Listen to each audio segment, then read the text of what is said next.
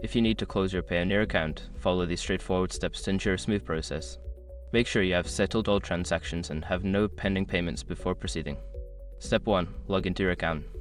Access your Payoneer account by visiting the official website and entering your login credentials. Ensure you are using a secure internet connection. Step 2. Navigate to account settings. Once logged in, locate the settings section in your account dashboard. This is typically found in the menu or profile area. Step 3. Find the account closure option. In the settings menu, look for an option related to account management or closure. This may be labeled as close account or something similar.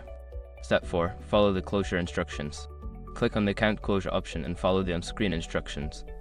You may be required to provide a reason for closing your account and confirm your decision. Step 5. Confirm closure and log out.